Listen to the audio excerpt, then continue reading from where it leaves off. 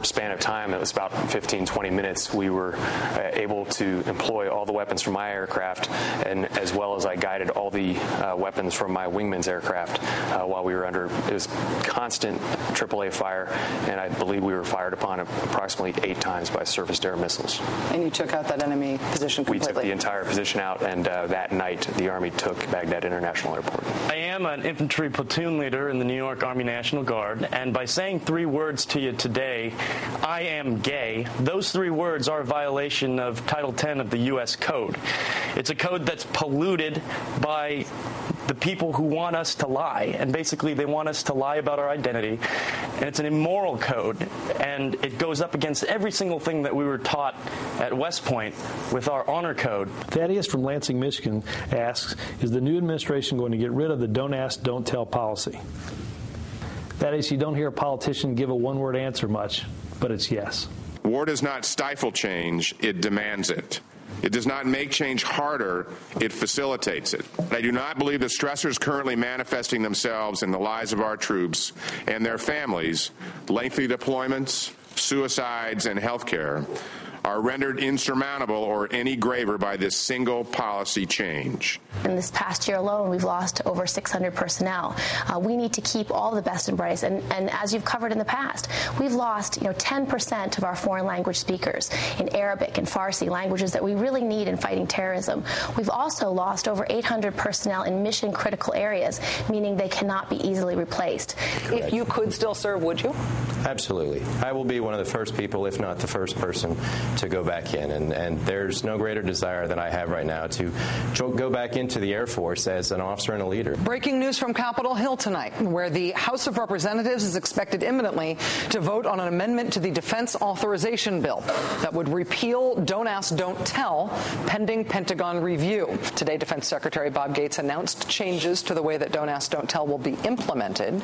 Changes, he said, are designed to make the enforcement of the current policy more fair. Breaking news tonight from Riverside, California, where a federal judge, a U.S. District Court judge, has just declared the military's Don't Ask, Don't Tell policy to be unconstitutional. If you want to know anything about how this part of civil rights in America goes, if you want to know how Don't Ask, Don't Tell is going to get struck down by the courts, and that's how it's probably going to die, what the court told Judge Layton was that he had to consider Margie Witt personally. I was aware of I wasn't going to tell.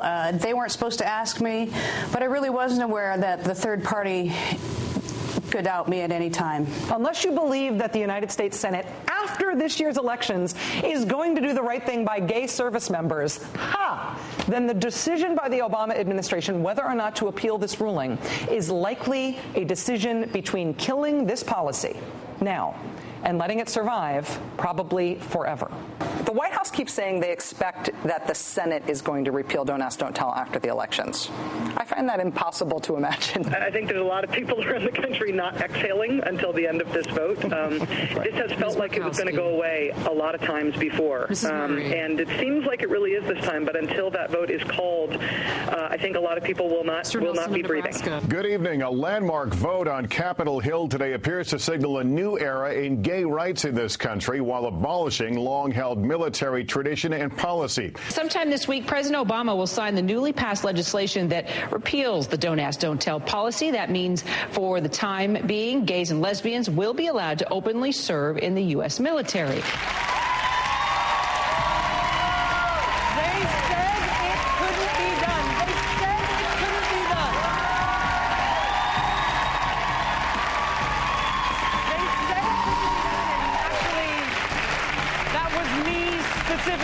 Saying it couldn't be done. I was quite spectacularly over and over again wrong. It's done.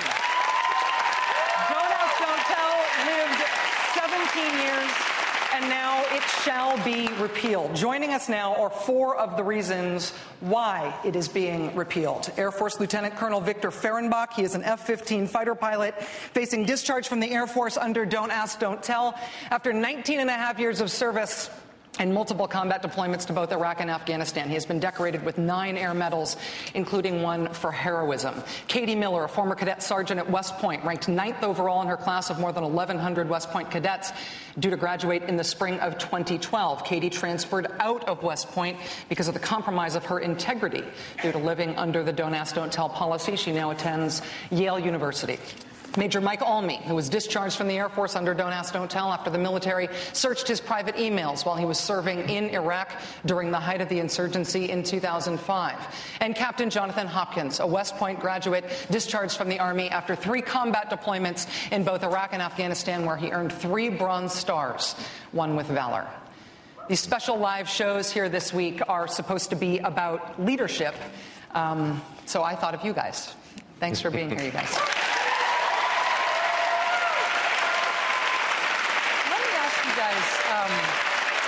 First, down the line,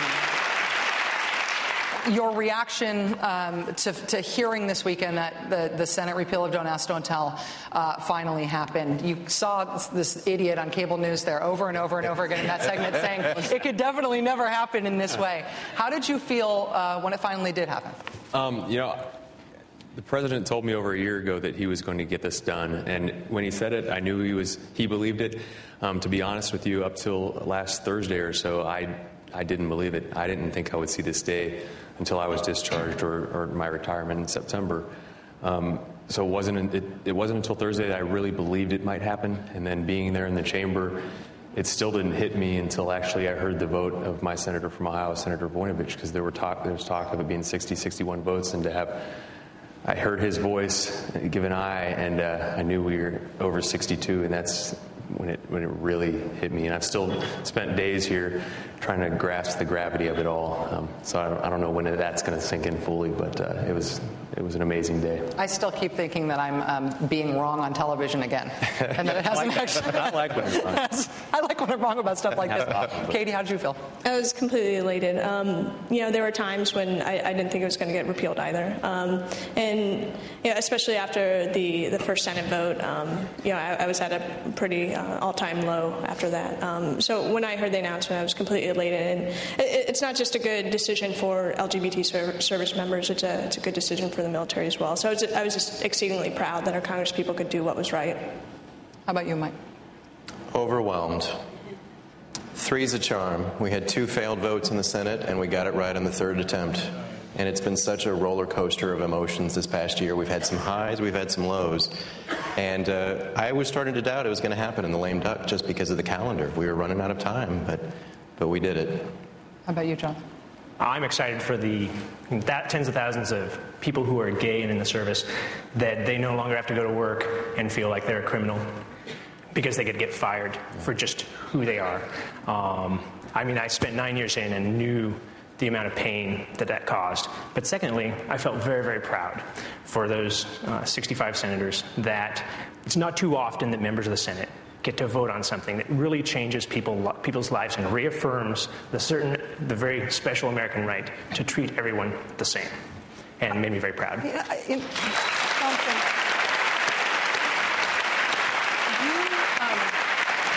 Jonathan and Katie, you both have written about and spoken about the toll that it takes from a person to live under a policy that makes you lie.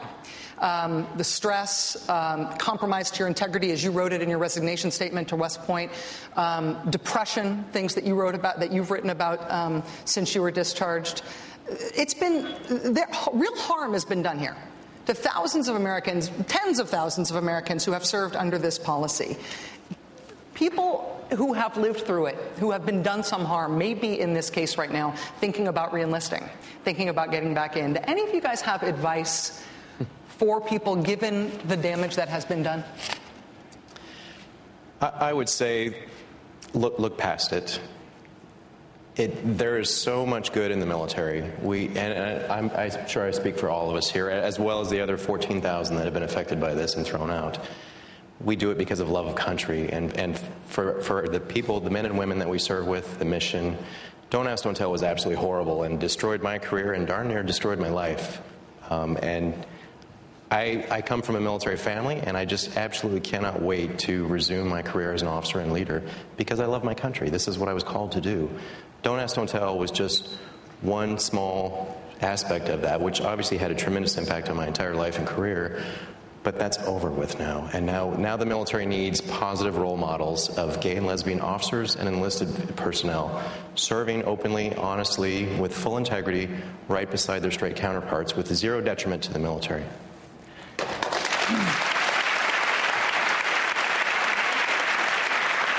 Something that I always said while I was part of the military and say it today is one thing that made me proudest about it is it makes everyone better.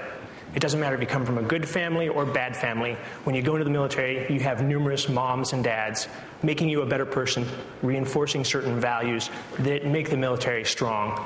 Don't Ask, Don't Tell was the one exception to that. I mean, in amidst making everybody stronger, it destroyed party inside, and you couldn't talk to anybody about it.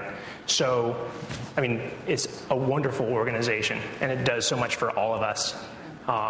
People can go and do that proudly now. Victor, let me ask you, just thinking about leadership, you initially decided, I know, that you weren't going to fight your discharge, that you wanted it over quietly and quickly, and you just wanted it done with. What made you change your mind and decide to stand up and be counted and fight it? There were actually a couple decision points I had to make there.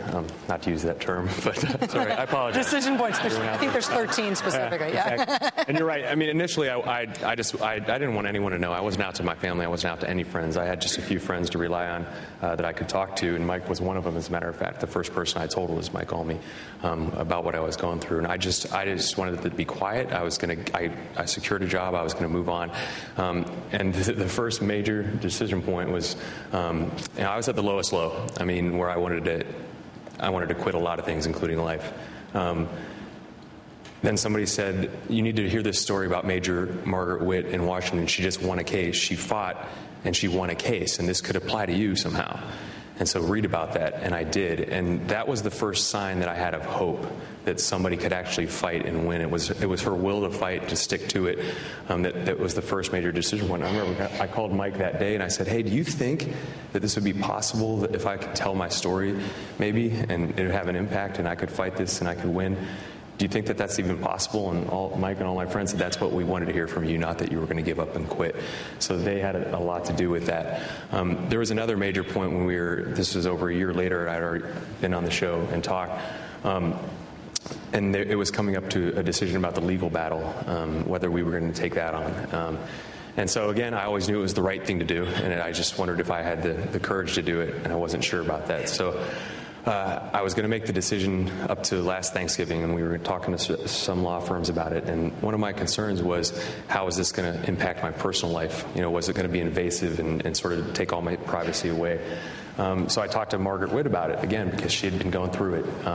And so I was about ready to make the decision, but that was a big concern for me and for my family. And I was sitting in my office one day, and the phone rings, and I picked it up, and it was an older gentleman, and he said he was in his 80s. He said he had fought in the Korean War. He had been in the military for 20 years, and it was hard for him.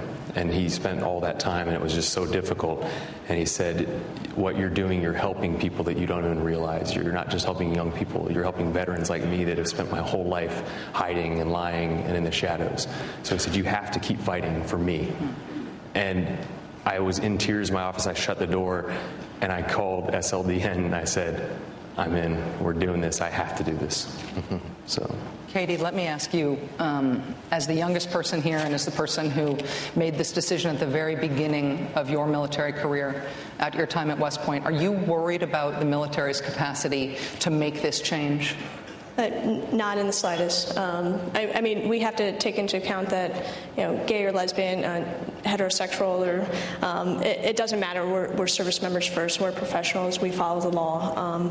And the military has seen much more radical transitions with the racial integration, the integration of women, and now we finally have a policy that 80% of the country supports, 70% of the service doesn't care one way or the other.